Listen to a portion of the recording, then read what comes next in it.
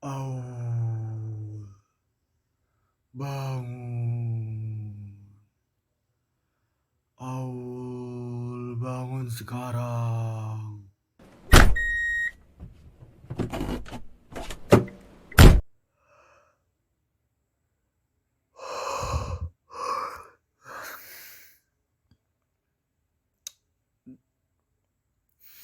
Duh, suara apaan sih? Ganggu banget. Mana masih ngantuk. Pemuda itu bukan banyak paparan, tapi banyak berperan. Siapa lu?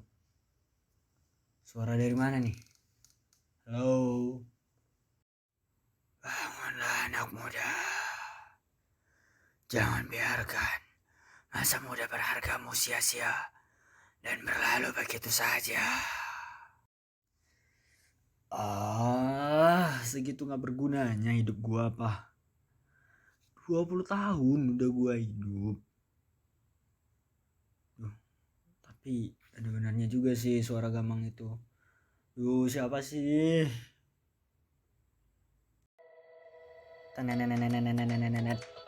Yap, begitulah. Kiranya mengapa sekarang aku mulai aktif untuk membuat podcast. Sampai saat ini aku masih bingung sama diri sendiri. Kenapa aku bisa langsung berubah gitu aja? Karena peristiwa suara Gamang itu. Kalau ibarat lagu tuh, aku yang dulu bukanlah yang sekarang. Ya gitulah. Intinya gini sih teman-teman. Setiap yang bernyawa itu udah ada jalan hidupnya. Nah, balik lagi ke masing-masing. Apakah mau untuk mengikuti jalan yang sudah ditentukan atau tidak? Untuk saat ini aku tuh bersyukur banget karena udah bisa menjadi diri yang lebih baik lagi. Dan aku akan lebih bersyukur apabila mampu untuk mengajak seluruh teman-teman para generasi muda di negeri ini untuk menjadi generasi yang lebih produktif dan bermanfaat untuk semua. Nah, dari teman-teman pasti banyak kan yang bertanya mengenai apa sih modal utama untuk membawa diri yang mageran menjadi lebih produktif? Nggak dapat dipungkiri, mageran, hobi rebahan, maunya makan tidur doang, itu merupakan suatu kebiasaan yang masih sangat banyak dilakukan oleh generasi muda saat ini. Nggak salah kok, tapi jangan kelamaan dan keterusan. Sebuah artikel memberikan beberapa kunci utama untuk mengupgrade diri menjadi produktif. Pada kepo, kalau kepo aku lanjutin.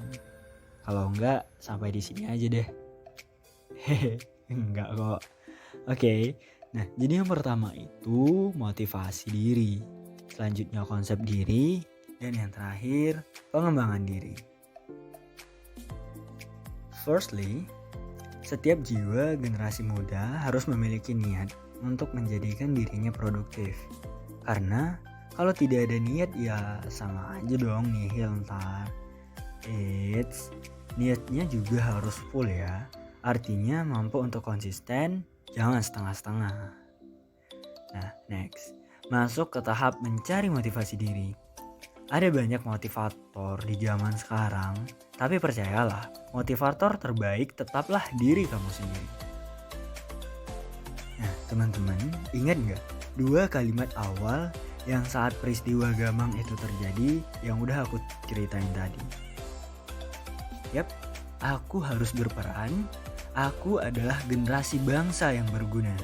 Nah, ini nih yang merupakan motivasi yang seketika muncul dalam diri aku dan terus menjadi benteng pertahanan hingga detik ini. Teman-teman pasti familiar banget dong dengan quotes klasiknya Bung Karno. Ada beberapa yang mengenai pemuda, seperti contohnya berikan aku 10 pemuda, maka akan kuguncangkan dunia. Atau kata mutiaranya Mary Riana yang sering banget kita temuin di berandanya media sosial. Ataupun kata-kata motivasi lainnya dari para tokoh. Nah, hal tersebut bisa menjadi motivasi pendukung loh. Eits, tidak hanya melalui perkataan, motivasi juga bisa dari perbuatan. Yap, lingkungan di sekitar rumah atau dalam pertelevisian. Nah, seringkali kita temukan kisah menyentuh. Bagi teman-teman yang punya gadget, aku harapnya sih pada rajin baca artikel, baca-baca berita gitu. Jangan baca story mantan mulu. Bercanda. Oke, back to topic. IDN Times mengabarkan 10 kisah inspiratif pemuda dari seluruh pelosok negeri. Salah satu yang bikin terenyuh nih di hati aku yaitu kisah Yuli Yuliawati. Sosok yang menginisiasi pusat belajar dan perpustakaan kecil di kolong jalan layang di pinggiran ibu kota. Wow, gimana ya sosok perempuan loh, pemuda juga mampu untuk mendirikan sebuah pusat belajar, mengumpulkan buku-buku, hingga menjadikannya sebuah perpustakaan kecil untuk anak-anak yang sangat minim dalam hal mencapai fasilitas pembelajaran di ibu kota. Nah, dari hal-hal tersebut ya kali gak mau ikutan untuk menjadi sosok-sosok inspiratif berikutnya. Ya walaupun untuk aku sendiri juga belum mampu melakukannya, tapi aku yakin salah satu, salah dua, ataupun teman-teman semua yang mendengarkan podcast aku bakalan menjadi sosok inspiratif masa depan. Ayo pemuda Indonesia itu terkenal hebat loh. Cayo. Duh, jadi makin semangat nih teman-teman. Oke, motivasi juga bisa menjadi petunjuk atas niat yang udah teman-teman rancang tadi. Kalau aku sih mikirnya motivasi itu sebagai charge bagi diri sendiri. Terkadang, baterai atau semangat yang mulai melemah itu dapat kita perkuat lagi dengan motivasi yang udah kita rekam, yang udah kita tanam dalam benak jiwa kita, yang udah kita jadikan benteng untuk diri kita. Next step, konsep diri.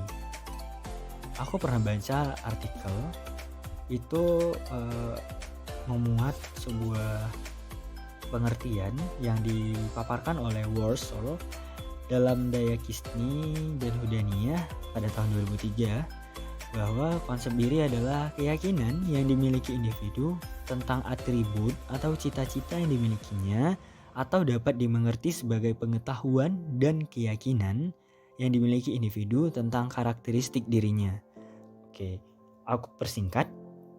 Konsep diri akan terpenuhi apabila individu matang secara keyakinan atau mental dan fisik untuk beraksi memenuhi cita-citanya. Ribet ya kalau ilmiah gini, tapi ya gimana? Kita tuh harus mendasarkan dengan teori yang udah terbukti efisiensinya, ya kan? Oke, konsep diri ini juga dapat dipengaruhi dari dalam diri maupun dari luar diri. Ibaratnya tuh seperti pergaulan. Siapa yang berteman dengan penjual minyak wangi, maka ia akan wangi. Dan siapa yang berteman dengan si pandai besi, maka akan terciprat bau asapnya. Ya, begitulah perumpamaan dari hadis Rasul dalam pengetahuan Muslim. Sedangkan, kalau dari dalam diri itu merujuk pada keteguhan atau pendirian. Nah, kedua hal tersebut akan berperan penting untuk menentukan tujuan akhir. Jeng, kunci yang terakhir adalah pengembangan diri. Mungkin saat pendidikan dasar, aku dan teman-teman semua pasti pernah mendapat mata pelajaran pengembangan diri. Ingat banget tuh, dulu guru aku memberikan beberapa tugas mengenai soft skill maupun hard skill dan ada efeknya.